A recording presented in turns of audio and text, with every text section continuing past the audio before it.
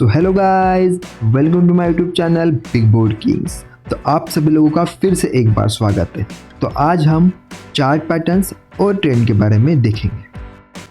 सो chart pattern और trends के बारे में देखते समय हमको सबसे पहले चीज़ याद आती है understanding the patterns and there limits. आपको अपने ट्रेडिंग चार्ट पे जो भी आप पैटर्न ड्रॉ करोगे उसके लिमिट्स आपको लगाने होंगे। उस पर आपको एंट्री और एग्जिट आपको लगाना ही होगा, तभी आप सक्सेस पाओगे। सेकेंड आता है टेक्निक्स फॉर ट्रेडिंग पैटर्न्स। इसमें क्या होता है कि आप जो भी पैटर्न ड्रॉ कर रहे हो उसमें आप कौन सी टेक्निक यूज़ कर रहे हो, उसमें आप कितने मिनट्स का टाइम फ्रेम लगा रहे हो, 5 मिनट्स टाइम फ्रेम में, 10 मिनट्स टाइम फ्रेम में, ये आपको डिसाइड करना होता है। उसके बाद आता है construction and common chart patterns. इसमें क्या होता है कि आप डेली ट्रेड करते हो तो आपको कोई ना कोई पैटर्न बनता हुआ दिखता है, जैसे W pattern, cup and handle pattern.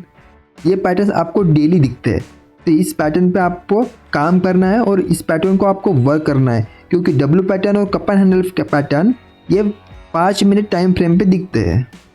तो अब हम पैटर्न्स के बारे में डिटेल जानकारी हासिल करेंगे ताकि आपको समझे कि पैटर्न बनते कैसे हैं और वो कैसे वर्क करते हैं। सबसे पहला, a pattern is bounded by at least 2 trend lines.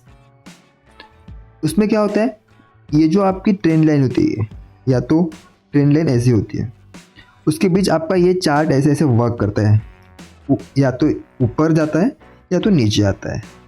आप अपसाइड के लिए सी बोलते हो और जब मार्केट डाउन साइड जाता है आप उसके लिए पी का यूज़ करते हो। अब क्या होता है कि ये जो ऊपर की ट्रेंड लाइन है हम इसको बोलेंगे रेजिस्टेंस, और नीचे की ट्रेंड लाइन को बोलेंगे हम सपोर्ट।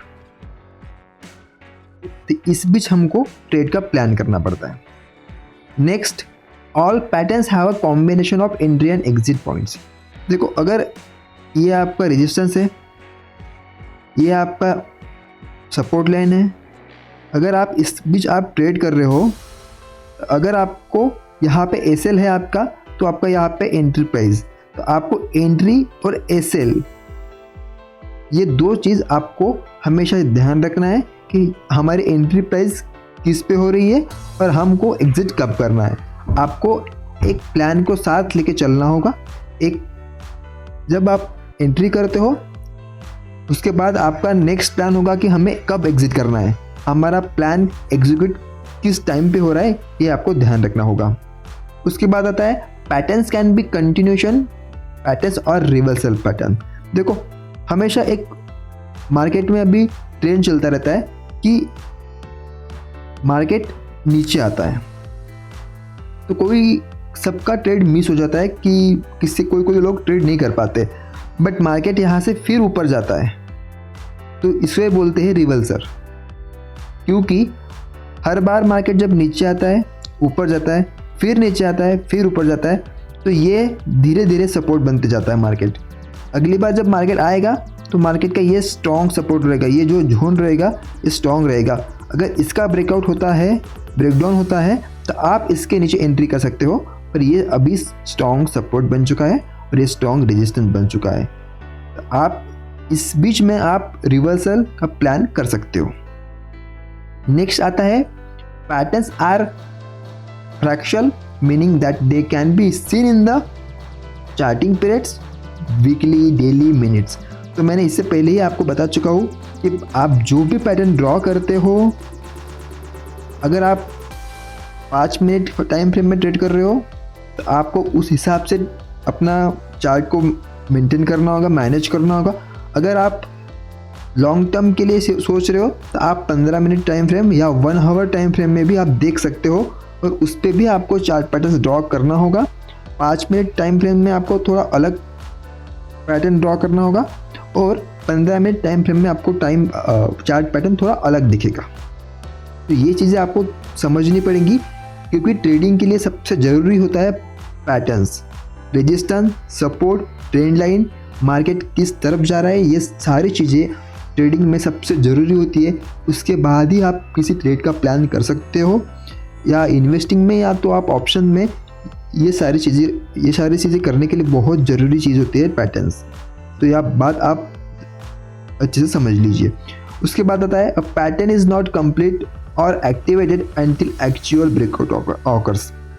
तो मैंने आपको बता ही दिया था कि ये अगर रेजिस्टेंस है, ये सपोर्ट है, अगर मार्केट यहाँ से नीचे आ रहा है, मार्केट फिर ऊपर जा रहा है, मार्केट फिर नीचे आ रहा है, मार्केट फिर ऊपर जा रहा है, पर मार्केट इसी रेंज में घूम रहा है, मार्केट इस रेजिस्टेंस और इस सपोर्ट पॉइंट पे ही घूम रहा है, ना इससे ऊपर जा रहा है ना इससे नीचे जा रहा है, तब आपको क्या करना है कि इसमें बोला है कि एक्टिवेट अंटिल, जब तक अगर आप यहाँ पे ट्रेड ले रहे हो तो आपको इसके इस रेजिस्टेंस के ऊपर 5 मिनट की कैंडल या 50 मिनट की कैंडल क्लोज होनी चाहिए, तभी आपको ट्रेड में जाना है।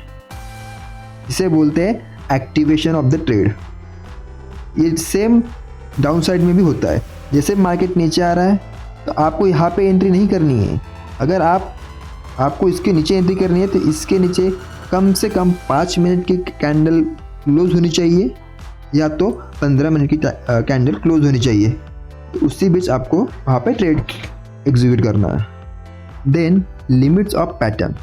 अब इसमें क्या होता है कि अपने माइंड में हमको एक चीज़ समझनी होती है कि हम किस पैटर्न पे वर्क कर रहे हैं। अगर आप डब्ल्यू पैटर्न पे वर्क कर रहे हो तो आपको यही अपने माइंड में रखना है। इसका एंट्री, इसका एग्जिट, ये आपको हमेशा माइंड में रखना है। आप चार्ट पैटर्न को भूल नहीं सकते हो। अगर आप इसको मिस करोगे तो आप अपनी पूरी ट्रेड मिस करोगे। यहाँ पे जो बोला है first point, see patterns where there aren't any. तो इसका मतलब यही होता है कि पैटर्न्स कहाँ जा रहा है, ट्रेंड लाइन कहाँ जा रही है, मार्केट अपसाइड जा रहा है, तो आपको इसी हिसाब से प्लान करना पड़ेगा।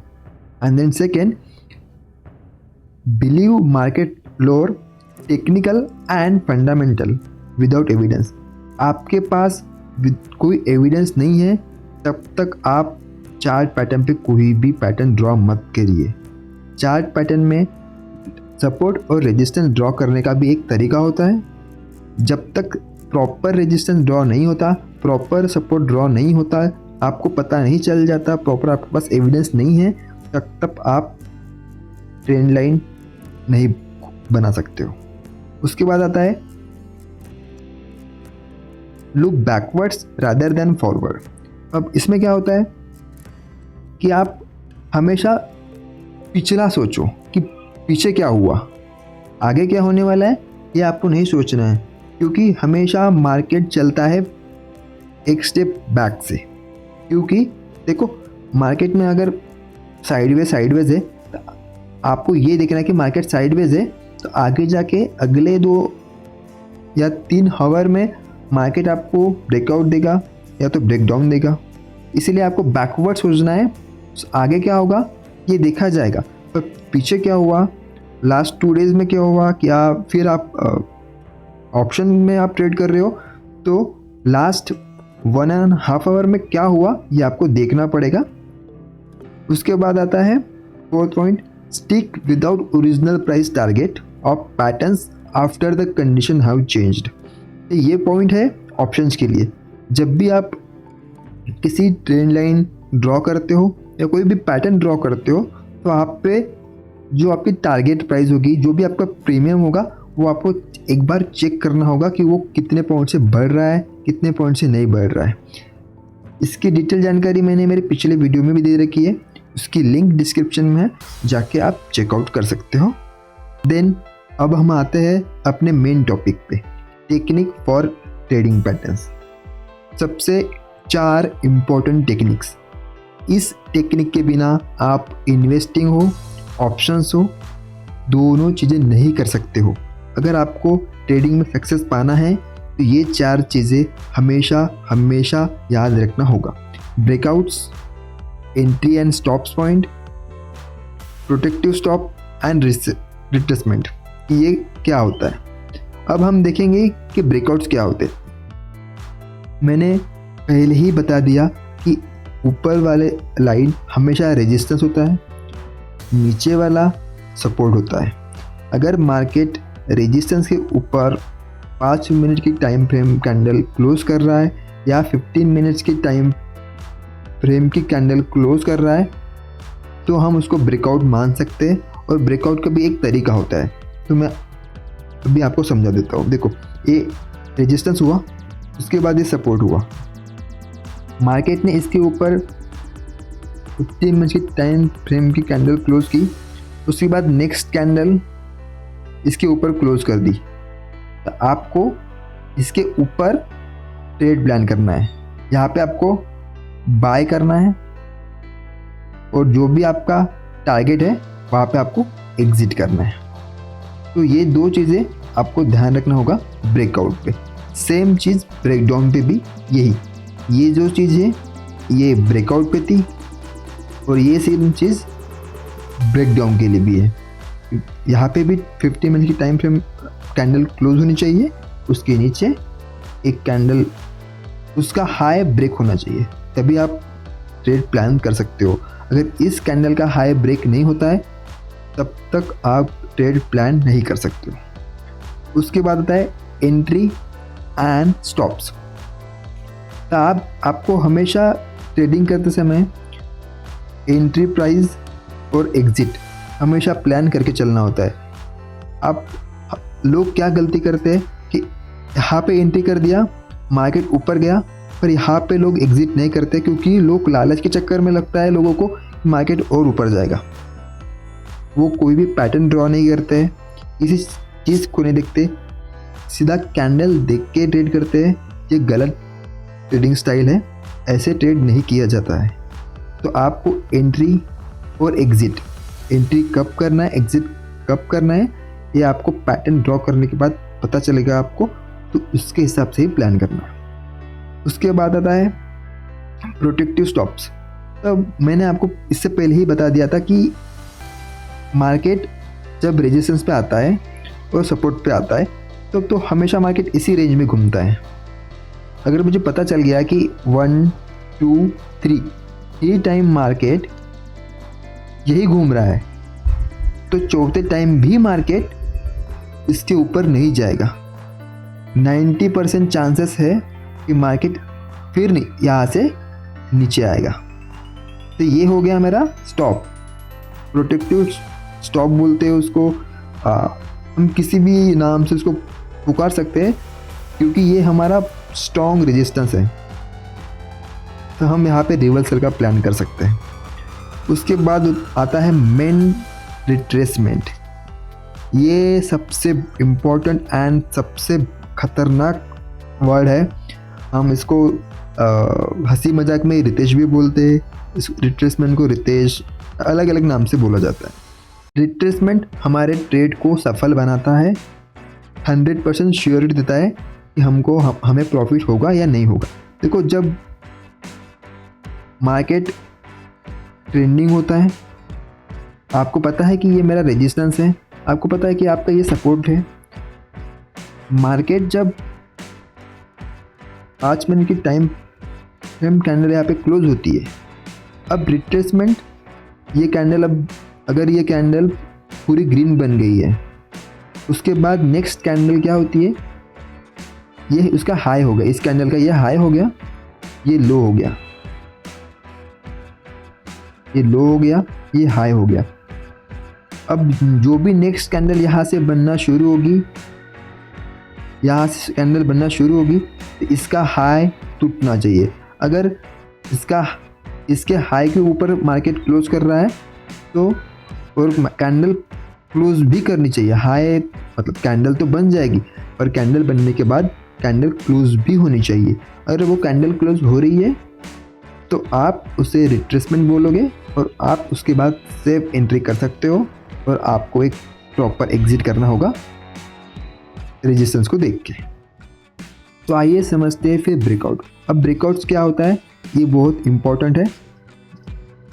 Violation of trend line, support और रेजिस्टेंस और previous reversal point. It signifies that the change in buyer or seller behavior and signal the beginning of end of the trend। अब आपको मैंने हमेशा बताया है कि ये जो होता है ये रेजिस्टेंस होता है, यहाँ पे लिखा हुआ है।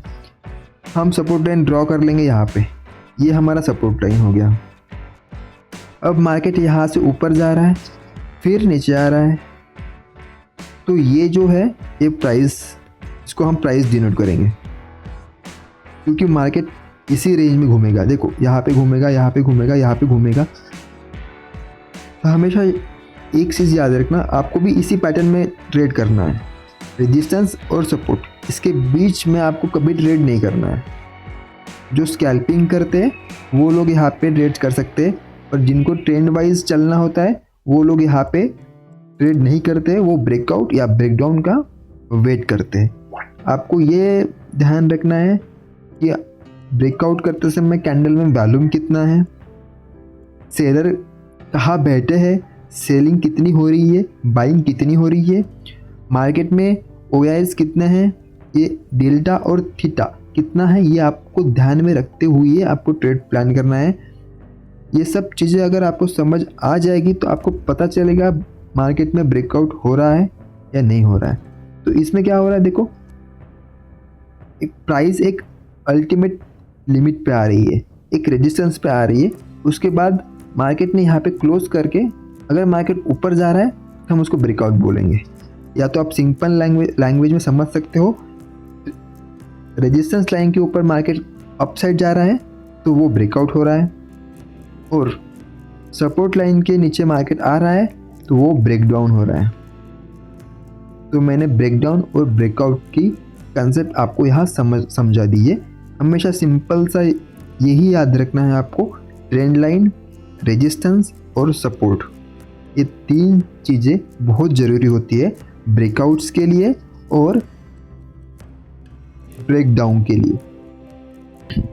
तो आइए अब हम समझेंगे एंट्री और स्टॉप्स एक प्रॉपर ट्रेडिंग चार्ट पे, कि एंट्री और एग्जिट कैसे करते हैं। Buy stop orders using enter trades, अपन उसको एंट्री भी बोल सकते हैं, entry trades once the price breakout. जब प्राइस का ब्रेकआउट होता है तब हमको कैसे ट्रेड प्लान करना है, कहाँ SL रखना है, मैं आपको इस चार्ट पे बताऊंगा। तो इस पे क्या होता है कि ये जो ऊपर आपको दिख रही है ये प्रॉपर एक रेजिस्टेंस लाइन बनी हुई है, और आपको पता है कि ये ट्रेंड लाइन है। अब ये ट्रेंड लाइन क्यों है, क्योंकि मार्केट यहाँ पे आ रहा है फिर नीचे जा रहा है, मार्केट यहाँ पे आ रहा है फिर नीचे जा रहा है, यहाँ पे भी मार्केट आ रहा है नीचे जा रहा है। मार्केट इस लाइन से ऊपर नहीं जा रहा है, बट मार्केट ने ये ट्रेंड लाइन तोड़ दी और ऊपर जाके यहाँ पे क्लोज किया। अब मार्केट आ गया अब एक ब्रेकआउट पे, इसको बोलते हैं ब्रेकआउट। देखो यह इस लाइन पे आ गया और मार्केट ने 5 मिनट टाइम फ्रेम में या 15 मिनट टाइम फ्रेम में कैंडल यहाँ पे क्लोज किया और उसके ही जस्ट ऊपर कैंडल क्लोज किया, इसे बोलते हैं रिट्रेसमेंट। उसके बाद अगर आपने यहाँ एंट्री की है तो आपका यहाँ SL होगा, इस कैंडल के नीचे आपको SL लगाना होता है, स्टॉप लॉस, ताकि आपका ज़्यादा लॉस ना हो। और इसके ऊपर मार्केट में आपको एक प्रॉपर एग्जिट भी करना होता है, क्योंकि मार्केट यहाँ से डाउन भी आ सकता है। तो आपको आपका टारगेट जैसे ही कंप्लीट होता है आपको एग्जिट करना है, और इसे बोलते हैं proper exit and SL and entry. तो ये 3-4 चीज़ें अगर आप ऑप्शंस कर रहे हो तो ज़रूर याद रखिए। सर इसी चार्ट पैटर्न्स पे आपको आगे वीडियो मिलती रहेगी। आप कमेंट में मुझे ज़रूर बताइए आपको कौन से चार्ट पैटर्न पे वीडियो चाहिए, और पिछली वीडियो देखिए ताकि आप ऑप्शंस सीख सको। Thanks for watching guys, like share और सब्सक्राइब करना ना भूलिए।